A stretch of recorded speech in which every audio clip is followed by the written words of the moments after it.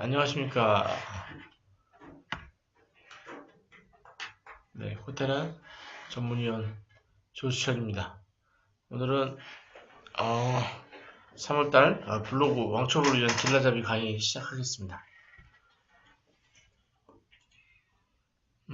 지금 한 10번째 강의인데요. 10번째 우리가 이제 강의를 하면서 많은 분들이 이제 어떤 블로그의 기본적인 사항하고 지금 새로 한 분이 들어오셨네요.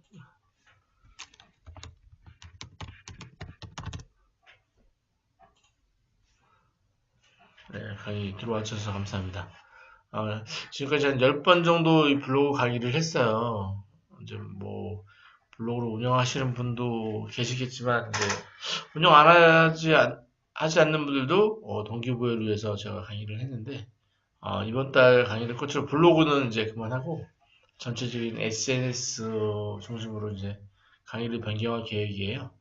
그래서 이제 블로그 이번이 마지막 시간인데, 아, 블로그 자체가 우리를 알리기 위해 좋은 수단이거든요. 근데 이제 대부분의 사람들이 이 꾸준히 운영하는 게 어렵고 글을 쓰는 게 어렵기 때문에 대부분 안 하고 계세요. 하지만 이 블로그를 했을 때 파급 효과가 무척 크기 때문에 저는 이제 반드시 블로그를 해야 한다는 주장을 하고 있는데요. 네, 블로그에 대해서 블로그 반드시 필요하고 우리가 이제 운영을 하게 되면 분명히 좋은 효과가 일어납니다. 블로그 한번 어떻게 운영할지 한번 고민해 보시고 네, 강의 시작하겠습니다. 오늘 제가 이제 해볼 영역은 블로그 개설 전에 제일 중요하겠죠. 왜 블로그를 운영해야 되는지 명확히 이유를 알아보고 또 이제 어떻게 블로그를 운영할지 방향 설정을 한번 해보고 블로그 닉네임 블로그의 명이죠. 블로그의 이름을 정하고 이제 이런 게 정해진 다음에 블로그를 만들고 레이아웃을 어떻게 꾸미고 대문 구성을 어떻게 하고 스킨은 어떻게 만들고 이런 외적인 요소들에 대해서 알아보겠습니다. 그리고 세 번째로는 이 블로그를 운영하고 이제 왁구를 만들어 놓은 다음에 결국에는 이제 블로그에 사람들이 방문하고 내가 쓴 글을 읽어보고 구독을 하고 그래야지만 이제 상위 노출이라든지 아니면 검색에 걸리게 돼서 어떤 저희가 마케팅적인 효과를 보게 되거든요. 그런 부분에 대해서 알아보도록 하겠습니다. 우선 블로그에 대해서 알아보기 전에 그 2015년 이후로 우리 디지털이 매우 활성화되면서 유저들의 디지털 패턴이 변하고 있습니다. 뭐 조금의 변화는 있겠지만 대부분의 이제 어떤 조사기관에서 발표한 자료를 보면 검색할 때는 네이버를 가장 많이 이용하고 있고요. 아직도 85% 이용한다고 해요. 안드로이드 폰 도입으로 인해서 한 15% 정도의 구글 사용자가 늘어났지만 아직까지 절대적으로 네이버 검색이 대부분 차지하고 있습니다. 그리고 이제 그동안 여러 가지 메신저가 있었죠. MSN 메신저, 네이터 메신저가 활성화된 다음에 최근에 이제 카카오톡을 많이 쓰게 되는데 뭐 전 인구가 다 쓴다고 봐도 될 정도로 한 3천만, 4천만 정도가 카카오톡을 이용하고 있습니다. 그리고 이제 페이스북 우리나라 지금 유저가 한 1600에서 1800만 정도 된다고 추산이 되는데요. 시간 보낼 때는 페이스북을 가장 많이 이용하는 걸 나타났어요. 그리고 뭐 장소적으로 보면 어떤 교통수단, 우리가 이제 차로 이동하는 공간이 많기 때문에 교통수단을 이용하는 경우가 많고, 그리고 이제 상업시설에서, 왜냐면 이제, 그리고 이제 실외에서 이런 디지털을 이용해서 검색을 하거나 시간을 보내거나 이렇게 활동을 하고 있습니다. 그리고 두 번째 패턴으로 보면, 인스타나 페이스북 등 이 SNS가 사용 빈도가 높아지면서 사람들이 검색이 쉬운 SNS를 먼저 접하게 되죠. 그러니까 인스타나 페이스북, 카카오 스토리 등에서 사진이나 어떤 정보를 검색한 후에 좀 더 상세한 정보를 보려면 이제 블로그를 방문하게 되는 거죠. 블로그를 방문해서 더 상세한 정보를 찾아보게 되는 거죠. 그래서 그런 후기들을 더 신뢰하는 경향들이 나타나고 있는데요. 다음 장에 보시면 유저들의 패턴을 보면 예전에는 내용들을 많이 봤겠죠. 매스미디어가 발달할 때는 글의 내용이 충실해야 되고 뭐 기사가 하나가 되더라도 모든 편집국의 검열을 거쳐서 되게 어렵게 나왔지만 인터넷이 보급되면서 어떤 내용은 정보가 넘쳐나고 있죠. 수많은 정보가 넘쳐나고 있기 때문에 타인, 내가 아는 사람들의 반응에 더욱 신뢰를 하게 되는 거죠. 그래서 댓글이나 타인의 반응들을 보고 결정하는 경우가 많아지고 있습니다. 이전과는 많이 달라진 양상이겠죠. 네, 그리고 이제 그 네이버를 많이 이용하고 있죠.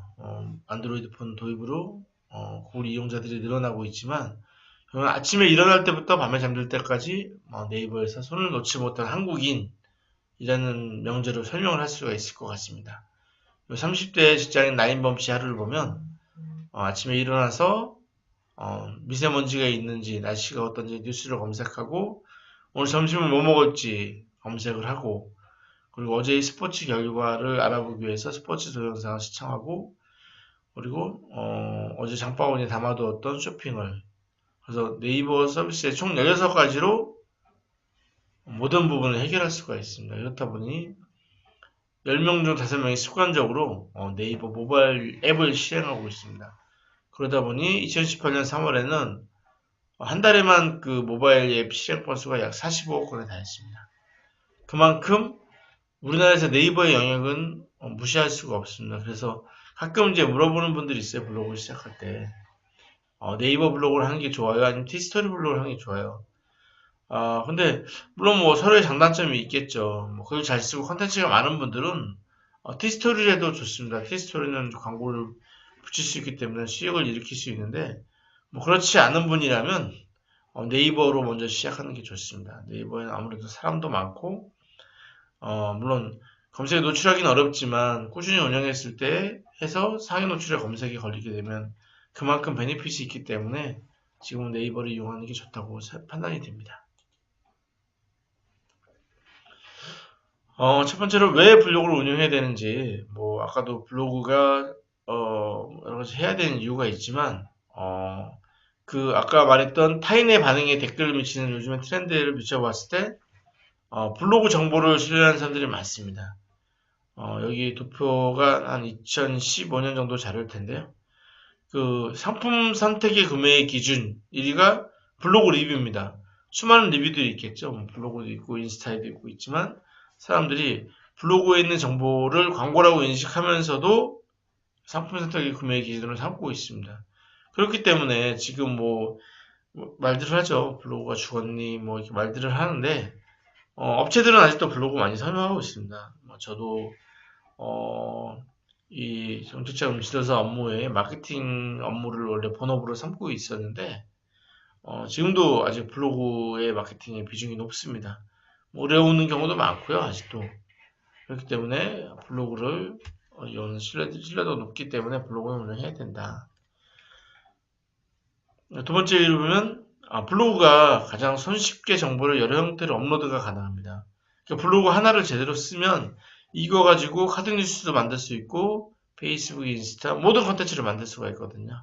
왜냐면 컨텐츠엔 글과 사진이 모두 담겨 있고 어떤 내용을 함축하고 있기 때문에 이것들을 요약해서 나열하기만 해도 하나의 컨텐츠가 되는 거죠. 그렇기 때문에 블로그를 운영해야 되는 이유는 명확합니다. 가장 손쉽게 정보를 여러 형태로 다양하게 업로드가 가능합니다. 그렇기 때문에 네이버 블로그를 운영해야 합니다. 그리고 가장 중요한 목적이죠. 최소의 비용으로 최대의 효과를 내는 마케팅입니다. 우리가 흔히 이제 배너 광고, 네이버 배너 광고에 이제 타임보드라고 있습니다. 네이버 메인에 그 위쪽 상단에 있는 광고를 보셨을 겁니다. 이 광고는 1시간 독점 광고예요. 독점 광고인데 보통 낮 2시를 기준으로 했을 때 약 3천만 원 정도 비용이 소요가 됩니다. 물론 3천만 원 비용을 쓰면 그만큼 사람도 늘어나고 트래픽도 늘고 효과가 있겠죠. 하지만 대부분의 기업들이 그 정도의 돈을 쓸 수가 없어요. 그렇기 때문에 비용을 들이지 않고 할 수 있는 채널 중에서 블로그가 최고라고 할 수 있습니다. 그래서 비용을 들이지 않고 개인 브랜딩이나 업체 홍보에 효율적으로 사용을 하고 있습니다. 물론 상위 노출이나 파워블로그 등의 상업적인 요소가 존재합니다. 뭐 이거는 당연히 블로그 운영하는 사람들 감수하고 가야 되는 부분이고, 그렇다 하더라도 아직까지 우리나라에 3천만 이상이 사용하는 플랫폼이기 때문에 여기에 제대로 광고가 된다면 수많은 사람들이 문의가 오거든요. 저 같은 경우에도 지금 정책자금 마스터를 작년 10월부터 운영을 하고 있습니다. 그래서 지금 5개월째 블로그를 운영하고 있는데 한 80건 정도의 DB를 받았습니다. 그러니까 제가 10월 1일부터 운영했으니까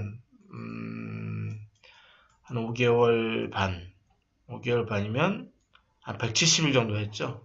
그래서 87건. 그러니까 하루에 물론 뭐 이것도 많이 받은 DB라고 할 수가 없지만 뭐 토요일 일요일 제외한다면 한 120일 잡고 거의 그래도 이틀에 3일에 한 2건 정도의 상담 DB는 들어와서 실제로 이제 뭐 매출로 연결된 건 한 3-4건이 있습니다.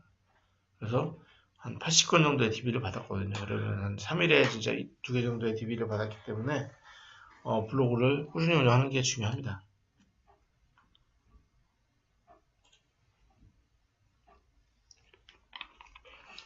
이렇게 이제 블로그를 왜 운영해야 되는지 제가 목적이 생겼습니다. 생기게 되면 이제 어떻게 운영해야 될지를 결정을 해야 됩니다. 그래서 이제 블로그를 보면 보통 어떤 파워블로거들처럼 방문자도 많고 이웃도 많은 분들이 다양한 주제, 뭐 음식부터 뭐 패션, IT, 가전, 뭐 어디 다녀온 곳, 여행, 그리고 나의 일상 등을 이렇게 많은 컨텐츠를 운영하는 파워블로거처럼 운영을 하고 있습니다. 그리고 저같이 특정한 지도사나 어떤 직업을 가진 분들이 DB를 받기 위해서, DB나 어떤 상담을 하기 위해서 운영하는 이런 브랜딩을 위해서 운영하는 경우, 두 번째, 세 번째로는 쇼핑몰들이 직접 어떤 제품이나 서비스를 홍보하는 그런 공간을 위해서 운영할 것인지 이 세 가지 방향 중에서 하나를 결정해야 됩니다. 그래서 파워블로거처럼 운영할지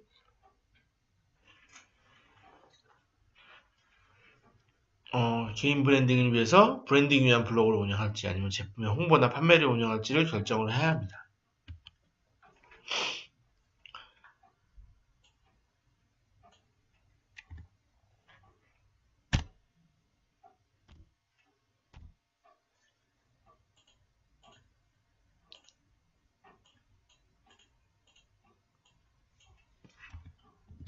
그래서 이제 이렇게 블로그가 운영이 되면 방향을 결정했습니다. 그러면 이 세 가지 중에서 저희 지도사들이 해야 될 방향은 1인 개인 브랜딩입니다. 그래서 개인 브랜딩, 내가 하는 일들을 정확히 알리는 부분으로 운영을 해야 합니다. 그래서 1인 개인 브랜딩을 하기 위해서는 이름을 정해야 합니다. 그래서 블로그의 이름은 직관적으로 내가 알 수 있는 이름이 중요합니다. 뭐 두리뭉실한 이름보다는 이 블로그의 제목만 봐도 이분이 어떤 일을 하시는구나를 알 수 있게 그렇게 직관적으로 제목을 지으셔야 됩니다. 그래서 제가 지은 이름처럼 정책자금 마스터, 정책자금 알파고, 그리고 트레이너 강의 휘트니스 월드, 크라운 대장의 레저 이야기, 아르미의 나만의 예뻐지는 비법 스토리처럼 블로그 이름만 들어도 어떤 블로그를 운영할지를 알 수 있도록 해야 합니다. 이제 이렇게 블로그에 왜 운영해야 되는지 목적성이 정확히 설립이 목적이 섰고, 그리고 이제 어떻게 운영해야 될지 방향이 결정됐으면 이제 블로그를 만들어야 합니다. 네이버 블로그를 시작을 누르면 이렇게 스타일 여러 대 꾸밀 수가 있어요. 디자인과 스킨을 바꿀 수 있고 프로필을 바꿀 수가 있습니다. 그리고 이렇게 바꾸고 난 다음에 글을 쓰게 되겠죠.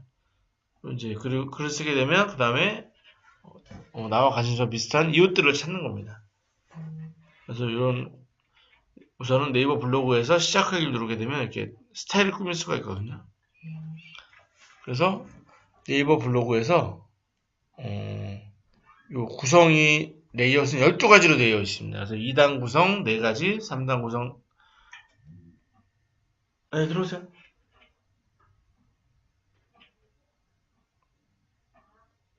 3단 구성 6개, 그리고 이제 1단 구성 2개로 이루어져 있습니다.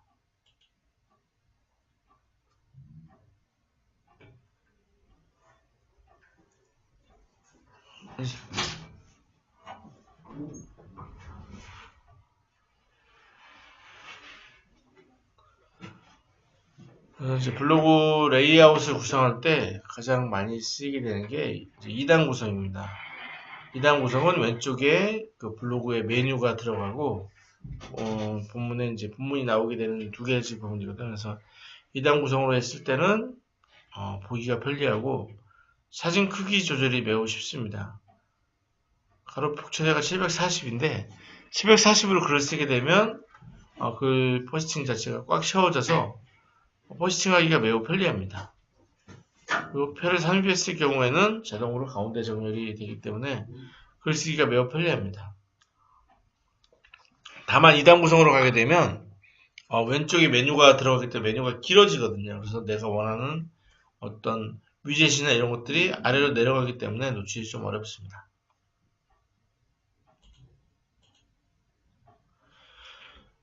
레이아웃을 구성한 다음에는 또 이제 대문을 만들어야 됩니다. 대문이란 타이틀이죠, 타이틀. 블로그의 타이틀입니다. 그래서 본인이 하는 일을 가장 잘 나타낼 수 있게 이미지와 카피를 구성해야 합니다. 첫 번째 위에 보시면 정책자금 마스터라고 되어 있습니다. 정책자금 마스터. 벌써 딱 직관적으로 뭘 하시는 분인지 알겠죠? 네, 정책자금에 대해 상담을 하시는 분이겠구나를 느낄 수 있고, 두 번째는 체험갈비. 요 이제 강의하는 장면하고 곁들여서 당연히 어떤 프랜차이즈를 넓히기 위한 사업 설명회를 진행하는 형태이겠죠. 그리고 이제 세 번째로는 신용자라고 되어 있는데 제목을 보고도 이분은 이제 자금에 대해서 상담을 하시는 분이구나를 알 수가 있습니다. 그리고 이제 요 표본 경매에 대한 모든 것 경매 박사 남스타라고 해서 요 딱 제목을 봐도 대문에서 무슨 일을 하는 분인지를 알 수 있게 운영이 가능합니다. 이제 레이아웃도 구성했고 대문도 만들었으면 이제 블로그를 본격적으로 이제 글을 쓰시겠죠. 글을 써야 되는데 이 블로그에는 4가지 지수가 있습니다. 그러니까 이제 점수제로 점수가 돼 있어요. 그러니까 로봇 엔진이 우리가 하는 활동들을 다 로봇으로 체크를 합니다. 체크를 해서 이 점수를 합쳐갖고 글을 어디에 띄울지를 이제 정하게 되는데요. 그래서 그 블로그 홈지 지수에는 활동 지수가 있고 소통 지수, 그리고 인기 지수, 신뢰 지수가 있습니다. 첫 번째로 활동 지수는 이 블로그를 얼마나 오래 운영하는지를 보는 거예요. 운영 기간. 그리고 포스트 지수는 예를 들면 한 달로 끊게 되면 한 달에 얼마나 되는지. 그리고 빈도. 하루 주기인지 하루에 2번 쓰는지 한 달에 2번 쓰는지 이런 주기를 나타내고요. 직접 꾸준히 오래 쓰는지에 대한 거를 활동 지수라고 합니다. 그리고 두 번째로 소통 지수. 소통 지수는 포스트의 주목도와 인기도입니다. 인기도. 근데 이제 밑에 있는 인기 지수하고 좀 다른 포인트예요. 밑에는 이제 저와 블로그 운영하는 운영자와 이웃이 얼마나 많이 소통을 하는지에 대한 포인트입니다. 그래서 방문자 수가 얼마나 되는지, 이웃 수는 얼마나 되는지, 엮인 글은 얼마나 되는지, 공감 수, 댓글 수, 덧글 이런 모든 운영자와 이웃 간의 원활히 교류하는 측면에서의 인기도입니다. 그래서 소통지수는 인기도고 그 세 번째 있는 인기지수는 이 컨텐츠의 충실함이에요. 그러니까 컨텐츠 내용을 보고 얼마나 사람들이 오래 머물러 있는지를 보는 지수입니다. 그래서 말은 비슷해 보이지만 지수의 차이가 틀립니다. 그리고 네 번째 신뢰지수. 우리가 보통 C랭크라고 하죠. C랭크. 그러니까 예를 들면 제가 만약에 정책자금에 대한 블로그를 쓰는데 갑자기 맛집을 써요. 근데 이제 네이버 로직이 봤을 때는 이분은 정책 자금을 쓰는 블로거인데 갑자기 맛집이 들어왔어요. 그러면 이 맛집에 대한 어떤 소통 지수나 활동 지수가 없기 때문에 내가 아무리 글을 써도 노출이 되기 어려운 부분이에요. 그리고 이제 이 블로그의 정체성이 사라지게 되는 거죠.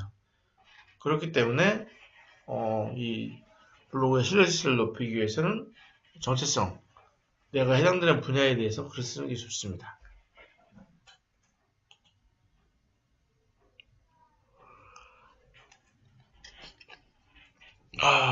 네네. 그리고 이제 지수에 대해서 알아봤고요. 그 다음에 이제, 사람들이 제일 궁금해하는 요소이죠.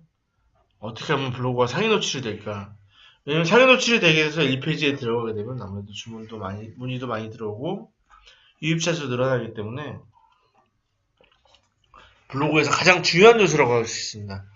하지만 제가 이제 12가지 노하우를 들고 왔는데, 이것도 절대적인 건 아닙니다. 왜냐면 블로그의 운영 방침이나 정책들이 수시로 변경이 되기 때문에 뭐 이렇게 꼭 했다고 쓰는 건 아니지만 대체적으로 제가 이제 저 스스로도 블로그를 오래 운영했고 제가 이제 파워블로거들을 동원해서 마케팅 일을 많이 했는데 그런 파워블로거급의 사람들이 글을 써도 마찬가지예요. 원칙은 어느 정해져 있거든요. 이런 규칙을 정해졌을 때 최적의 조건을 갖춘 거지 이게 무조건 보장해주는 영역은 아니거든요. 그래서 그런 거는 착각을 하지 않으셨으면 합니다. 그리고 첫 번째로는 핵심 키워드가 중요합니다. 키워드를 내가 띄우자 하는 키워드가 있어요. 키워드는 반드시 제목에 들어가야 됩니다. 그리고 이제 그 글 내용 안에도 들어가야 되고 그리고 글 내용에 관계된 카테고리를 정하는 것도 중요하겠죠.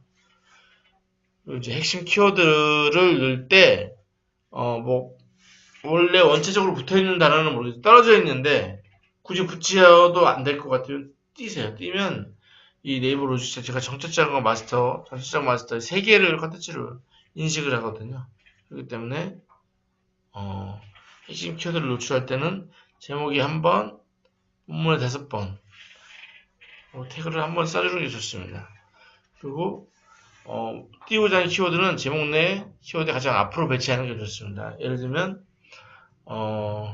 스포츠 용자 땡땡땡하고 땡땡땡땡 스포츠 용자 중에서는 스포츠 용자 땡땡땡이 더 노출하기가 유리합니다. 그렇기 때문에 키워드가 제목 바로 앞에 오는 게 좋습니다. 제목은 너무 길지 않게 25자 이내로 하는 게 좋고요. 그리고 7번 본문 키워드 경쟁이 약할 경우에는 키워드를 추가해 주시니까 유사한 키워드를 추가해도 괜찮습니다. 그리고 글자 수는 약 700자, 그리고 본문의 고화질 이미지는 6개에서 13개. 그리고 이미지는 본인 이미지 같은 경우는 캡처에 사용하는 게 좋고요. 본문 이미지 판명의 키워드를 넣고 본문 텍스트 하고 이미지 동영상 조합으로 글을 만듭니다. 그래서 중요한 순서를 보면 제목, 키워드 개수, 공감 댓글, 스크랩입니다. 이런 순위를 지켜주시면 검색에 노출하는 데 유리하게 됩니다. 이제 이 저품질은 우리 상위 노출의 반대말이겠죠? 이게 뭐냐, 저품질이 되면 노출이 안 되거든요. 그렇기 때문에 저품질이 이제 반대로 생각하시면 돼요. 저품질이 블로그 되는 방법이라고 써놨지만 이것만 지켜주면 블로그가 안 됩니다. 이제 블로그 되는 요인을 보시면 우선 실시간 검색으로 키워드를 잡기. 예를 들어서 제 블로그가 한 500명씩 들어왔어요, 꾸준히. 근데 갑자기 제가 연예인들의 열애설 기사를 블로그로 썼어요. 그래서 이제 그 연예인들이 실시간 검색어에 1, 2위를 다투고 있어요. 그런 분들이 저희를 찾아가지고,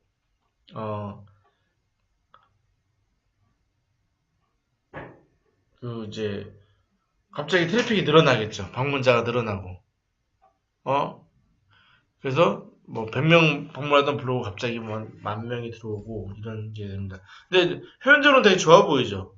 하지만 이렇게 되고 다음날 트래픽이 100이나 200으로 도로 제가 유지하던 트래픽처럼 달성하게 되면 블로그가 이제 어뷰징 요소로 인식을 하게 됩니다.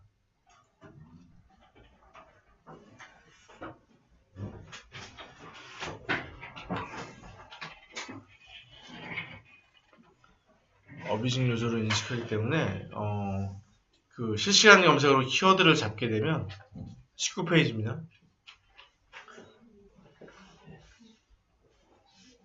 실시간 검색어로 키워드를 잡게 되면 내 블로그 갑자기 죽어버리는 현상이 일어나요. 그러니까 내 블로그가 원래 하루에 100명씩 들어왔던 블로그인데 연예인 열애 기사라든지 아니면 뭐 정치 이슈 기사를 쓰게 돼요. 그러면 갑자기 내 블로그의 방문자가 늘어납니다. 늘어나는데 다음날 다시 글을 올리게 되면 이제 제가 원래 유지하던 방문자 수 100명으로 떨어지겠죠.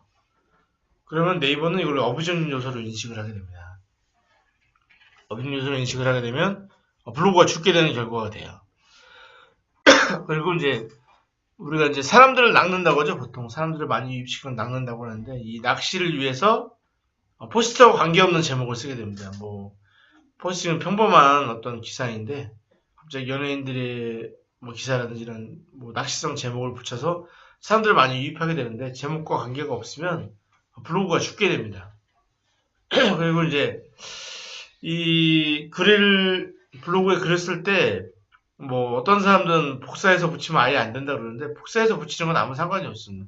다만 다른 분들의 글이나 뉴스 칼럼을 그대로 가서 붙여오는 거는 되게 안 좋게 인식을 합니다. 왜냐면 이미 글이 있다고 유사문서로 걸릴 수 있기 때문에 뉴스 칼럼을 그대로 복사해서 붙이면 저품질이 될 수가 있습니다.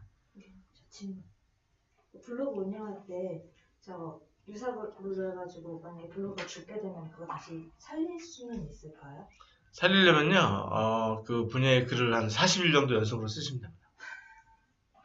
계속 그걸 해가지고, 그러니까 네네. 하나의 주제로 계속 포스팅 해가지고, 얘가 이쪽으로 이렇게 전문으로 하는구나. 예, 그 시행 글을 살리게 되는 거죠. 예. 그렇게 해서 이렇게 살릴 수 있습니다. 예. 감사합니다. 네, 감사합니다.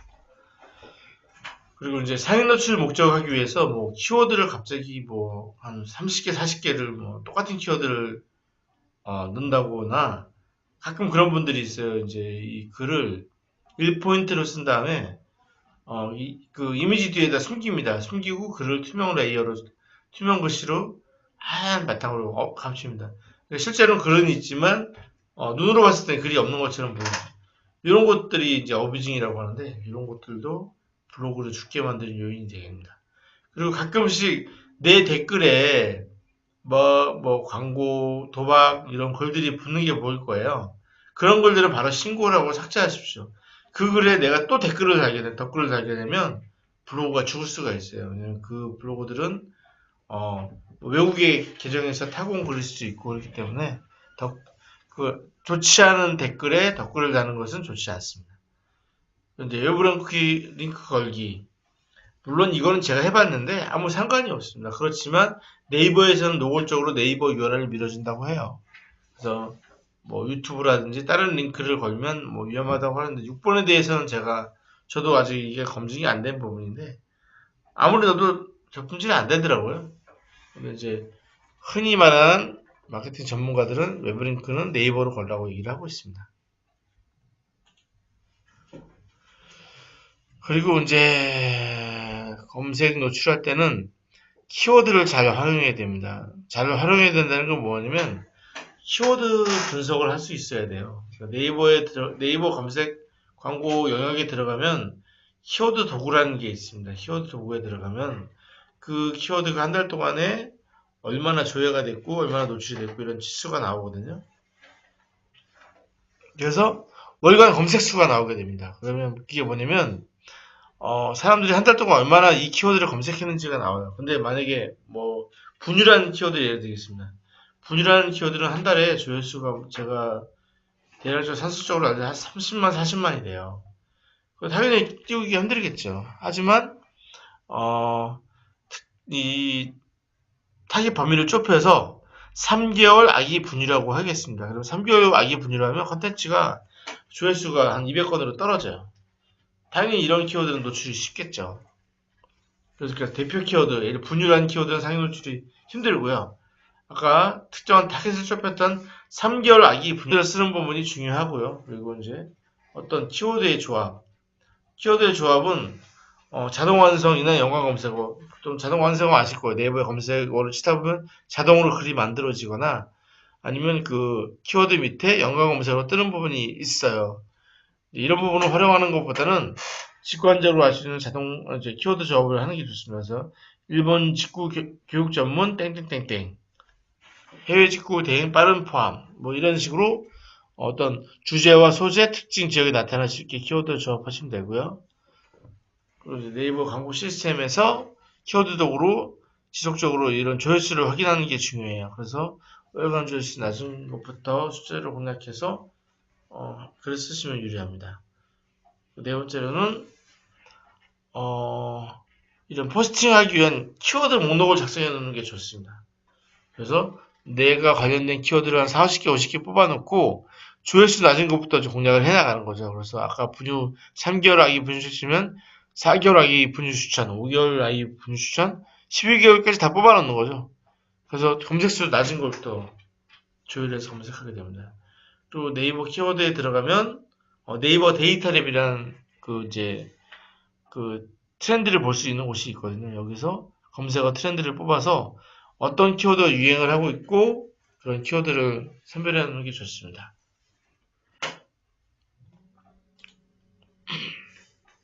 그리고 이제 블로그 지수를 올리는 방법을 이제 했으면 이웃 관리를 잘해야 됩니다. 이웃 관리.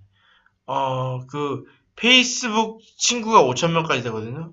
블로그 이웃도 5,000명까지가 됩니다. 제가 지금 블로그 이웃이 한번 보면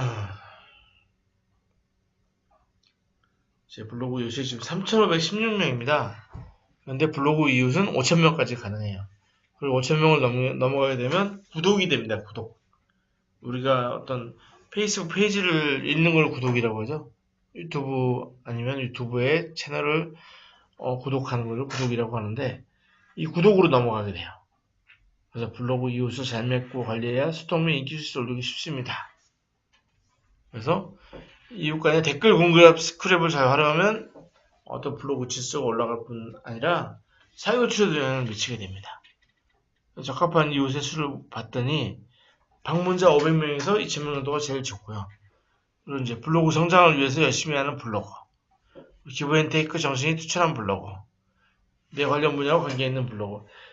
블로거들 운영할 때 이렇게 이제 길드를 조직해서 서로 댓글이나 뭐 달아주시는 분들 있더라고요. 그래서 성장을 위해서 같이 일하시는 블로거를 이웃을 만드는 게 좋습니다.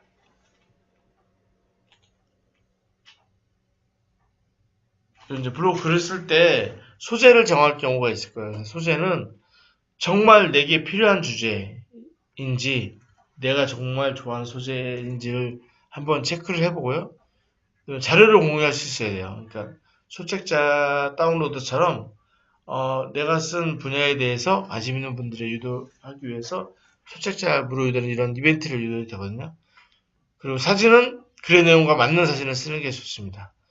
뭐 무료 이미지를 쓰다 보면 참 이미지 찾기가 되게 어렵거든요. 그렇지만 어떤 글의 내용과 이미지가 일치하는 게 효과가 높겠죠. 그리고 이제 포스팅할 때는 내가 이 글을 남한테 보여준다는 마음으로 정성껏 포스팅을 해야 됩니다. 그리고 글의 형태는 세상에 하나밖에 없는 글이라는 생각으로 글을 쓰셔야 돼요. 물론 내가 이제 글을 쓰는 능력이 부족해서 뭐 인용도 할 수 있겠지만 이 글은 세상에 하나밖에 없는 글이어야 합니다. 그리고 이제 페이지 뷰를 누릴 때는 내가 만약에 벤처기업 인증이라는 글을 쓰게 되면 벤처기업 인증 요건이라는 글을 쓴 다음에 그거를 링크로 걸어 놓으면 연관성이 생기거든요. 그런 것도 주의를 하시고 그리고 이제 타겟층이 활동하기 시간에 1시간 전에 포스팅을 하는 게 좋습니다. 예를 하나 들어볼까요? 10대들이 주로 뭐 4시, 5시에 그 이제 학교를 마치고 핸드폰을 보는 비율이 높겠죠. 그럴 때 1시간 전에 제가 뭐 게임 관련된 포스팅을 하는 겁니다. 그럼 트래픽이 확 늘어나겠죠. 그래서 블로그 운영 방법 여기까지 살펴봤고요. 그래서 이제 지금 오신 우리 김동수 위원님을 위해서 앞에서 1장부터 다시 넘어갈게요. 그래서 개요를 제가 설명드리고 3장 봐주세요. 3장. 다시 한번 설명드리면 최근에 유저들의 디지털 패턴 변화를 보면 검색은 네이버 창에서 많이 활용을 하고 있고 대화는 카톡, 시간 소비는 페이스북, 정보 필드, 모바일 검색을 많이 활용하고 있습니다.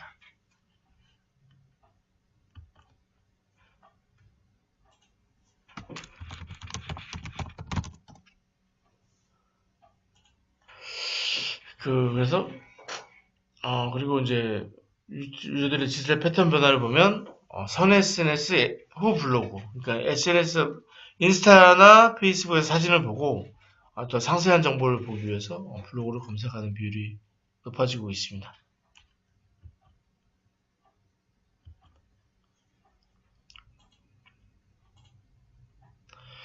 그리고 이제 어떤 컨텐츠의 내용보다는 타인의 반응에 신뢰하는 경우가 높아요. 그러니까 예전에 매스미디어 시절에는 글을 잘 쓰고 상세한 정보를 중요하는 게 중요했죠. 하지만 지금 글을 써도 그 글을 상세히 읽어보는 사람이 없거든요. 하지만 내가 아는 지인이나 어떤 사람들이 이거 좋네 뭐 이런 댓글들을 보면 반응을 하게 됩니다. 그래서 컨텐츠의 내용보다는 타인이 어떻게 반응하는지 신뢰를 하고 있다는 트렌드로 바뀌어가고 있죠.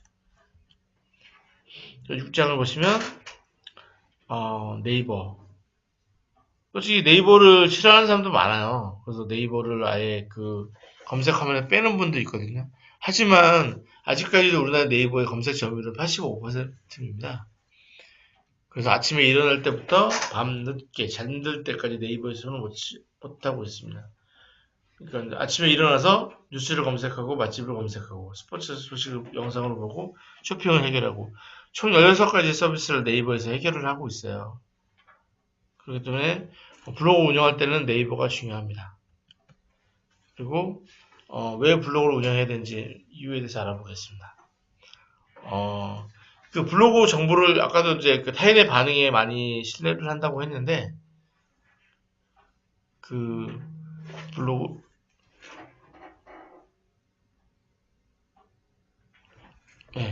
정보를 신뢰하는 사람들이 많습니다. 그래서 상품 선택의 구매 기준이 아직도 50% 이상이 블로그 리뷰를 신뢰를 하고 있습니다.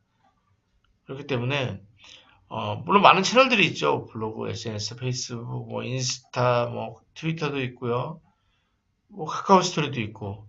그렇지만 아직까지 블로그를 사람들이 정보를 많이 보고 있습니다. 그러니까 파워블로그가 등장해서 당연히 상업성 정보가 많아졌죠. 하지만 사람들이 다른 데서 정보를 봐도 블로그에서 다시 한번 확인하고 글을 구매하거든요. 그래서 블로그를 운영해야 된다는 이유가 나오고요.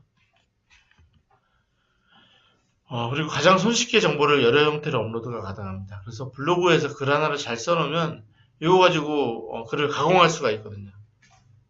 보통 뭐 우리가 블로그를 쓸 때 사진을 10장 이상 쓰거든요. 그 사진 10장만 모아도 이제 페이스북이나 인스타에서 카드뉴스 형태로 글을 올릴 수가 있는 거예요. 그래서 블로그 운영하는 이유는 모든 컨텐츠의 기본이 되기 때문입니다.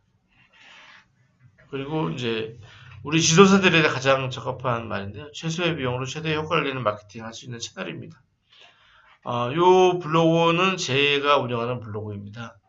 정책자금 마스터라서 작년 10월부터 운영을 했어요. 그래서 좀 한 5개월 정도 운영했고 컨텐츠가 한 200개 정도 컨텐츠를 올렸습니다. 지금까지 뭐 DB를 한 80건 정도 받았어요. 그래서 제가 토요일 일요일 빼고 노는 날 빼고 다 빼봤더니 한 100일 정도가 나오더라고요. 근데 제가 DB를 87개 정도로 받았으니까 거의 하루에 한 개 정도 DB를 받았다고 보시면 되거든요. 근데 이 DB를 받은 게 언제 받았냐면 제가 글을 40개 연속으로 쓴 다음부터 문의가 들어왔거든요. 그래서 블로그는 꾸준히 운영하는 게 중요합니다. 물론 뭐 스킬도 있어야 되고 다행히 여러 가지 요소가 있지만 꾸준히 쓰는 사람을 이길 수가 없습니다. 저 같은 경우 지금 글을 10월부터 지금 올해 3월 27일까지 거의 180건 이상의 정책자금 글을 썼거든요. 그렇기 때문에 반응을 하는 겁니다. 그래서 정책자금 키워드에 웬만한 글에 들어가면 다 제 글이 보이거든요. 그리고 제가 세미나를 할 때, 제 글을 봤다는 분들이 많아지고 있어요. 그래서 블로그를 해야 되는 이유는 명확합니다. 블로그 제대로 운영하면, 우리가 하는 사업의 운명을 바꿀 수가 있어요. 그래서 열심히 운영해야 됩니다. 이제 이렇게 블로그를 왜 운영하는지 우리가 이유에 대해서 알아봤습니다. 그러면 방향을 설정해야 돼요. 방향 설정할 때, 그 파워블로거처럼 나는 모든 주제를 섭렵할 거야. 이런 마음으로 블로그를 운영할 것인지 아니면 제가 운영하는 것처럼 어떤 목적성, 정책적인 목적성을 가지고 운영할 것인지 그리고 쇼핑몰 하시는 분들처럼 제품을 알리기 위해서 그렇게 아니면 제품을 판매하기 위해서 요즘은 뭐 블로그로 공동구매도 많이 하시거든요. 제품 판매를 운영할지 방향을 결정해야 됩니다. 그래서 이제 가장 좋은 블로그의 형태는 요거 블로그 3대 요전을 이거 무시하십시오. 이거는 들어가지 않아야 될 부분이 들어갔네요. 가장 이상적인 블로그는 제가 두 번째로 언급했던 1인 개인 브랜딩이 가능한 이런 개인 브랜드를 노출하는 블로그 형태로 가야 합니다. 왜냐면 우리 지도사들은 어쨌든 업체들을 많이 만나야 되는 게 사명이기 때문에 나를 알리는 게 중요합니다. 다음 장에 보시면 그 블로그는 1인 개인 브랜딩을 위해서 운영해야 됩니다. 그래서 이름을 정할 때는 직관적으로 지어야 합니다. 정책자금 마스터, 알파고, 트레이더 강의, 피트니스 월드처럼 이렇게 내가 들어도 알 수 있는 이름으로 지어야 됩니다. 우리 김동수 의원님 지금 그 블로그 운영하고 계신가요? 옛날에 하다가 지금 안 하고 지금 이번 지도사 하면서 새로 지금 해보려고 얼마나 운영하셨어요 예전에? 한 6개월 정도. 오래 하셨었네요. 근데 왜 안 하게 됐나요? 좀 이 시간 투자하고 효과하고 그 어떤 그 효과의 또 상승이 와야 되는데 저 중간중간에 조금 나태하니까 그렇죠. 이어지지 못하더라고요. 꾸준히 운영하기가 어려운데 이어가서 해보려고. 이건 이제 같이 할 사람들을 모으셔야 돼요. 왜냐면 이 블로그 뒤에는 설명드리겠지만 블로그에는 어떤 지수라는 게 존재합니다. 이게 이제 뭐 댓글도 있고 공감도 있고 뭐 글을 펴가는 것도 있고 있는데 이런 걸 나 혼자 할 수가 없어요. 그래서 같이 하는 분들을 모으셔서 하는 게 중요한데 그리고 이제 견제해 주는 사람이 있어요. 이게 이제 게을러질 수밖에 없거든요. 어떤 글을 매일 어떤 소재를 찾아 쓰는 게 쉬운 문제는 아닙니다. 하지만 효과를 보시려면 적어도 60일 동안 계속 쓰셔야 돼요. 하루도 빠짐없이. 그래서 내가 블로그에 어느 궤도에 오르면 이제 올리는 시기를 좀 늦추시면 돼요. 근데 그렇게 운영하는 분을 잘 못 봤거든요. 저도 연속으로 쓴 게 121일까지는 매일 써봤어요. 121일. 이 정도는 해보시고 만약에 블로그 효과가 없으면 저한테 오십시오. 제가 운영해드리겠습니다. 이번에는 꼭 성공하겠습니다. 네. 그리고 이제 이렇게 블로그 운영과 제목이 정해졌어요. 그럼 이제 여기에 이제 블로그 시작하기 누르면 뭐 이건 해보셨으니까 아실 거고. 그래서 레이아웃을 선택할 수가 있어요. 그래서 제가 원하는 거는 2단 구성이 제일 유리하고요. 왜냐면 한국 사람들이 보통 메뉴를 왼쪽에서 보거든요. 그리고 이제 양쪽에 메뉴가 있으면 사람들의 가독성이 떨어져요. 그래서 2단 구성으로 하는 게 좋습니다. 그래서 이제 구성을 했으면 이렇게 이제 위지 보시는 것처럼 이렇게 대문 블로그 이제 타이틀이라고 합니다. 맨 위에 상단에 타이틀. 그러니까 딱 봐도 내가 이거 무슨 일을 하는지 알아야 됩니다. 그렇게 꾸미셔야 돼요. 뭐 디자이너한테 맡기셔도 되고 요즘에는 그 디자인 해주는 사이트가 많아요. 크몽이라든지 오토잡이라든지 이렇게 돈 10만 원만 주면 블로그 스킬을 아주 기똥차게 만들어주는 업체가 많이 있습니다. 그래서 이제 이게 제일 중요합니다. 블로그에서. 그러니까 왜 블로그를 꾸준히 해야 되냐면 이게 블로그는 이 네 가지의 지수를 가지고 있어요. 이 네 가지 점수 포인트가 쌓여야지만 얘를 상위 노출시켜야 될 요소가 나오거든요. 그래서 그 지수는 네 가지가 있어요. 활동지수, 소통지수, 인기지수, 신뢰지수가 있습니다. 활동지수는 아까 말했지만 얼마나 오래 운영하고 얼마나 많이 운영하는지예요. 그러니까 블로그의 뜻이 원래는 일기 형태를 블로그로 옮겨놓은 거거든요. 글로. 인터넷으로. 일기를 블로그로 옮기는 거예요. 그렇기 때문에 꾸준히 오래 쓰는 걸 봅니다. 두 번째 소통지수. 이거 뭐냐면 글에 대한 주목도예요. 글에 대한 주목도. 그러니까 이제 어떤 나와 나의 관계된 사람과의 얼마나 소통을 하는지를 체크하는 거거든요. 그래서 댓글, 공감. 이런 것들이 얼마나 많이 달리는지, 이웃은 얼마나 맺었는지가 중요하고요. 그러니까 2번의 인기하고 3번의 인기는 다른 얘기입니다. 그러니까 3번은 내 글을 얼마나 오래 머무르는, 그러니까 체류 시간이라고 하죠. 체류 시간. 그러니까 김동수 의원님 글을 올렸는데 한 3초 보고 나가요. 그러면 그거는 솔직히 인기 지수가 없는 글이거든요. 그래서 글을 머무를 수 있게 글도 잘 써야 되는 게 이런 거죠. 글을 오래 머무르게 해야 되는 부분. 네. 그리고 이제 네 번째가 신뢰 지수예요. 그러니까 예를 들어서 제가 정책 자금 글을 100개 썼어요. 근데 갑자기 맛집을 써요. 그러면 이 네이버 로직 엔진이 파악할 때 저는 맛집 블로거가 아니잖아요. 내가 봤을 때. 그렇기 때문에 그 맛집은 노출될 확률이 적습니다. 그래서 이걸 신뢰 지수라고 하거든요. 그러니까 무조건 그냥 물론 내가 정책자금 불러서 그 블로그를 올리면 안 된다는 법칙은 없어요. 하지만 내가 맛집을 띄우려면 아무래도 맛집을 많이 쓰는 게 중요하겠죠. 맛집을 어느 정도가 되면 얘가 어느 순간 또 맛집 블로그로 인정을 하거든요.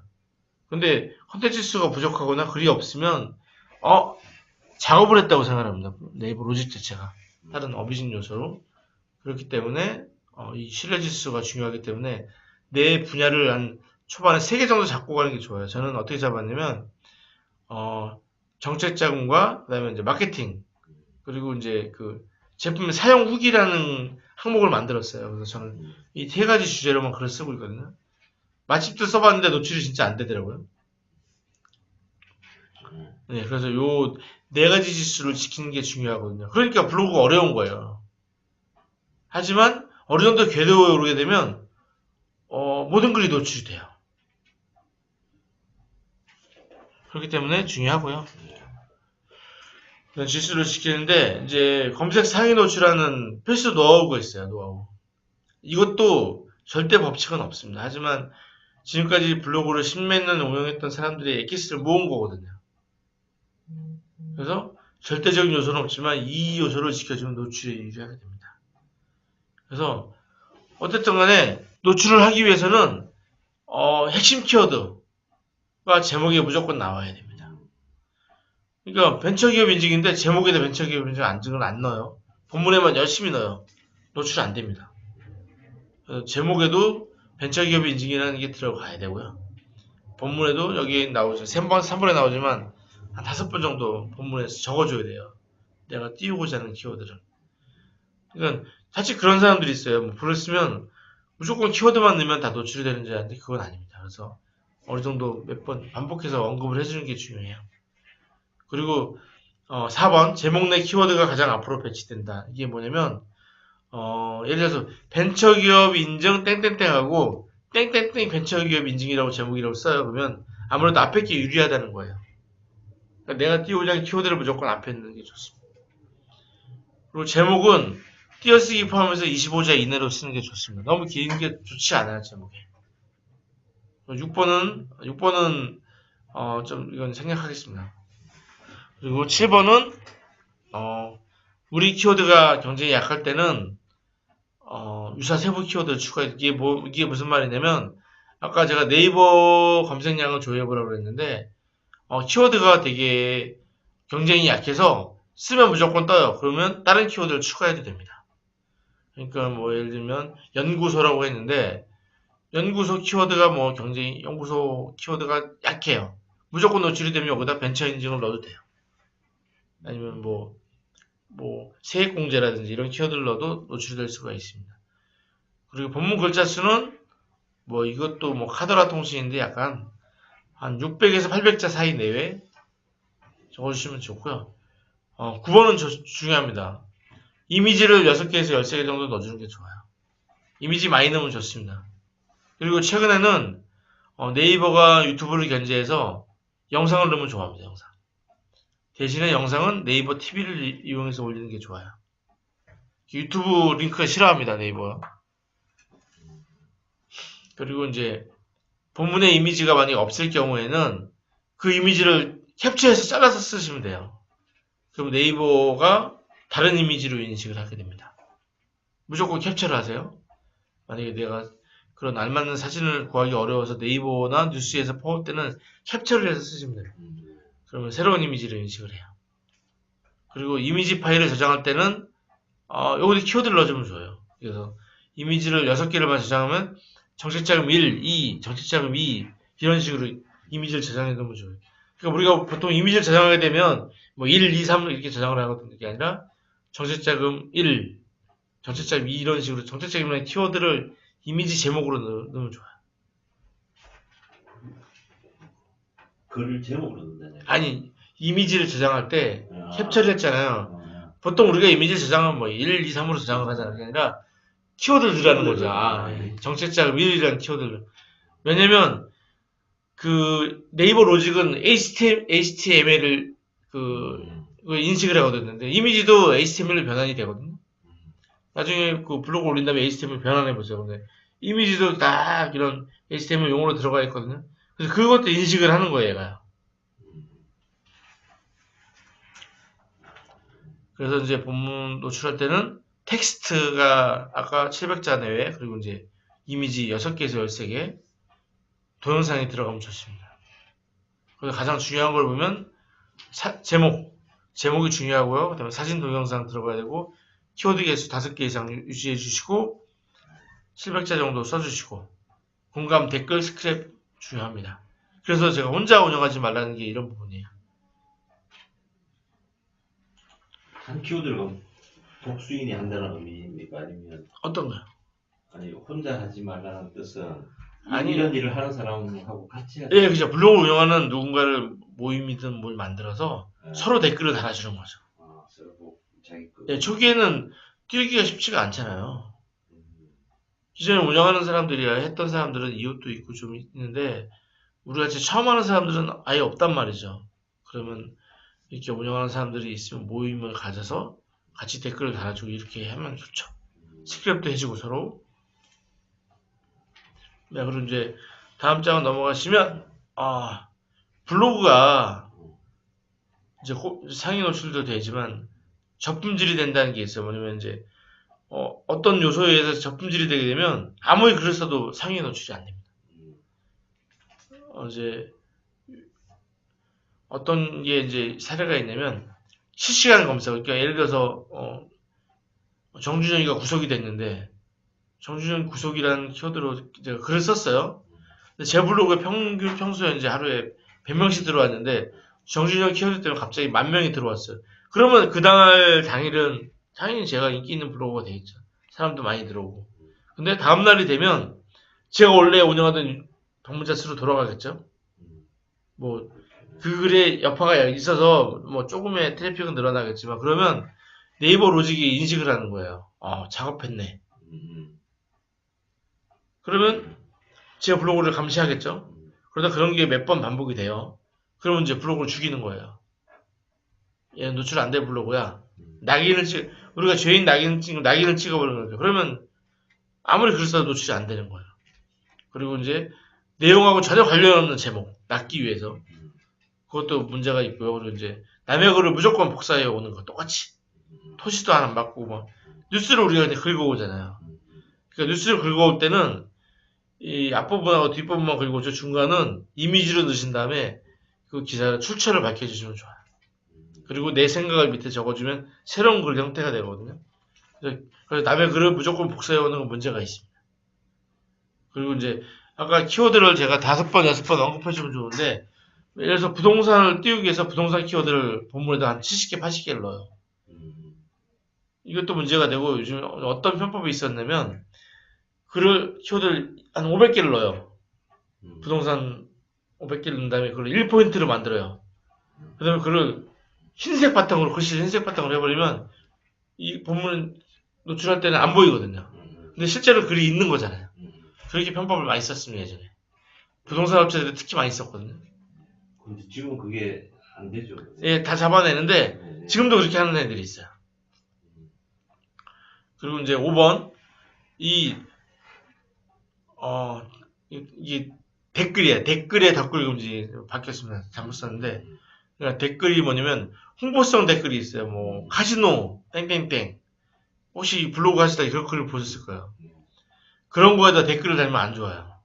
그런 글은 무조건 신고해서 없애버리는 게 좋습니다. 그리고 만약에 그런 애들이 막 몰려와요. 그럼 아예 그 댓글을 없애버려 주죠. 댓글을 못 남기게. 댓글란을 블로그 올릴 때 우리가 할 수 있거든요. 체크할 수 있거든요. 그리고 이제 6번에 외부 링크. 아까도 말했지만 네이버는 네이버 링크 자체를 좋아합니다. 외부 링크가 안 좋아해요. 그런 거 시켜주시면 접품질이 안 됩니다. 그리고 이제 마지막으로 키워드를 활용하시는데 그 네이버의 광고 밑에 하단에 보면 광고 영역이 있어. 거기 보면 검색 광고가 있거든요. 좀 검색 광고에 검색 키워드 도구가 있어요. 뭐냐면 그게 가입하시게 되면 한 달 동안 수많은 유저들이 키워드를 얼마나 조회했는지가 나오게 돼요. 예를 들어서 분유는 한 30만, 40만 될 거예요. 근데 3개월 아기 분유는 한 200도 안 될 거예요, 조회수가. 그러니까 그런 게 노출이 쉽다는 거예요. 그러니까 저희 김동수 위원님 블로그가 활성화가 안 돼 있어요. 근데 아니 분유 추천이나 글을 쓰면 전혀 노출이 안 되겠죠. 근데 만약에 3개월, 4개월 뭐 특정 타겟에 3개월 분유 추천이라고 하면 뜰 가능성도 있어요. 왜냐면 경쟁이 얕기 때문에. 그래서 그런 키워드부터 공략을 하시는 게 좋다는 얘기예요. 이 내용의 핵심을 보면. 그리고 키워드 조합할 때는 주제, 업종과 소재, 특징 지역들을 이렇게 묶어서 하는 게 좋고요. 그리고 이제 다시 한번 정리하면 월간 조회수 낮은 것부터 공략을 하시는 게 좋습니다. 그리고 이제 마지막 장 21장 보시면요. 블로그 이웃 맺는 게 중요합니다. 그래서 5,000명까지 가능하거든요. 제가 지금 3,516명이에요. 그래서 5,000을 넘게 되면 유튜브처럼 구독이 됩니다. 구독. 그럼 블로그에 뜰 확률이 높아져요. 그런 게 지켜주시면 하고 이제 22장 보시겠습니다. 그러니까 소재를 잡을 때 물론 우리가 노출을 위해서 하는 주지만 내가 정말 필요한 주제를 하는 게 좋아요. 내가 좋아하는 소재, 경험이 있는 글, 그리고 글을 읽고 난 사람들이 퍼갈 수 있는 자료가 있으면 좋아요. 서책자 뷰러 다운로드 같이. 만약에 벤처기업 인증을 했는데 벤처기업 인증은 소책자를 만드는 거죠.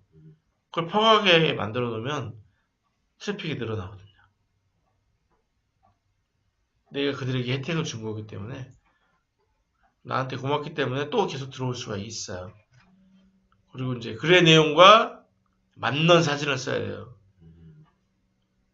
그러니까 스마트팜이라는 글을 제가 썼어요.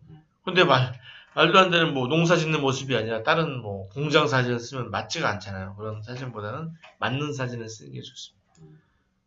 그리고 글을 쓸 때는 이 글을 누가 퍼가서 도움이 된다는 정신으로 정성껏 포스팅 하셔야 됩니다. 그러면 그 정성을 알아보게 되거든요. 그리고 글을 쓸 때 독창성을 가지고 쓰면 그 글을 묶어서 책을 바로 낼 수가 있어요. 그런 분들 많거든요. 블로그에 글 쓰다가 책을 쓰신 분들. 그리고 이제 페이지 뷰를 늘리기 위해서 예를 들어서 제가 연구소 인증이라는 글을 썼어요. 근데 연구소 혜택이라는 글을 밑에다가 링크를 걸어주면 좋겠죠. 그리고 타겟층이 활동하는 시간 1시간 전에 글을 써주면 좋습니다. 그러니까 만약에 뭐 점심을 주로 하는 뭐 빵집 같은 경우에는 그 한 11시쯤에 글을 쓰면 좋겠죠. 이런 것들 뒤에는 뭐 정책들이니까 보시면 되고요. 그래서 지금까지 블로그 운영에 대해서 알아봤는데 가장 중요한 거는 그 의지예요. 의지고 어떤 글을 블로그 운영하시려면 미리 소재를 좀 많이 찾아놓으셔야 돼요. 제가 이제 정신차관 글 180개 썼더니 소재가 없어요. 소재가 없어요. 그래서 지금은 제가 어떻게 하냐면 바뀐다고 하는 정책이 안 바뀐 걸 찾아서 좀 올리고 있어요. 이게 바뀐다고 하는 정책이 있었잖아요. 작년에. 안 바뀐 게 있으면 안 바뀌었다. 이런 식으로 글을 좀 우회해서 쓰고 있어요. 제가 한 180개 다 한번 읽어보겠습니다. 그리고 뭐 질문 또 있으십니까?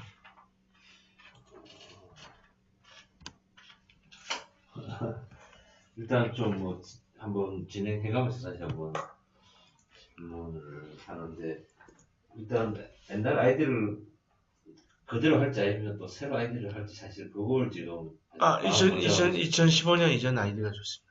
네, 그렇죠. 예. 2015년. 왜냐면 16년 이후에 만든 아이디는 노출이 안 돼요. 새로 생긴 아이디는 노출이 잘 안 됩니다.